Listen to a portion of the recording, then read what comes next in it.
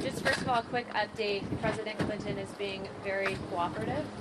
I do want to point out, because I have seen some back and forth in regards to some of the Democrats trying to call in not credible witnesses, and I won't get into the nature of what I've asked the president specifically until after the deposition is over. But to be clear, we've had two individuals. One that accuses President Clinton of unfounded allegations of there being sex tapes, etc., by the name of Sarah Ransom.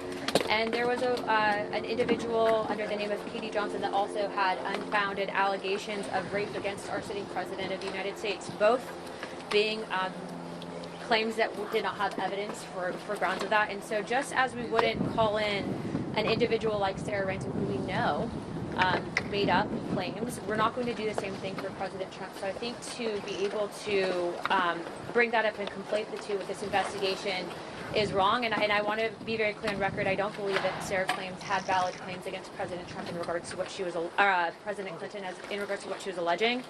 Just as I don't believe that there are valid claims against President Trump by the individual with the name of Katie Johnson. What I will say is it has become very evident, even in the last 24 hours in lines of questioning, that Jeffrey Epstein was running an intelligence gathering operation. In my professional opinion, I do believe it was a honeypot operation. And I do believe that there's a list of individuals who did engage in trafficking, were given these plea deals, and I'm going to name those individuals right now. The first one would be Leslie Groff. The second one, Sarah Kellen. The third one, Nadia Markova. And the fourth one, Adriana Ross.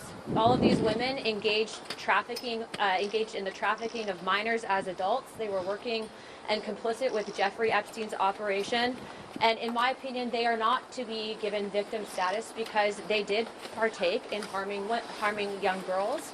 I remember seeing in some of the files, some of these girls were, as young as 10, 11 years old and older. And so obviously we have a lot of work to do, but I did want to come and give an update and let you know that President Clinton, as of right now, is cooperative and answering all of our questions, and that it leads me to believe that if we can remove the partisan nature of this investigation, we actually might be able to get justice. And so I will be calling on the Oversight Committee to bring in those 4 individuals that I just listed. We will continue to conduct the investigation and provide updates shortly for all of you. What has the president said?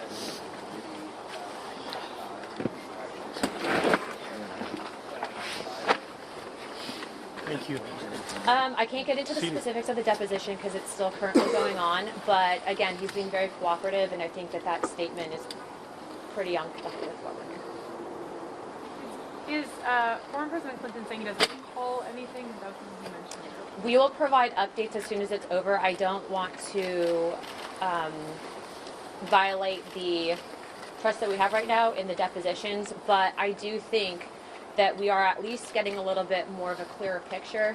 And I will say I'm not in favor, and if there is a request to bring in an individual who's made false allegations against President Clinton, I will be voting that down in committee, just as I will be voting down any individuals that are brought forward that have made false claims against President Trump. I do think that there is a bit of partisan smear attempts in this whole investigation, but it's important to note that Jeffrey Epstein does have all of the telltale signs of an intelligence gathering operation. I think we all know that. I do believe that because of the people in power and influence, specifically presidents, etc., that he was targeting, that there is an aspect of, foreign governments trying to pit some of us against each other using this topic. And so we're more focused on that, as well as bringing justice to the victims. And there is no justice when traffickers are given plea deals. And so we'll be following up on that as well.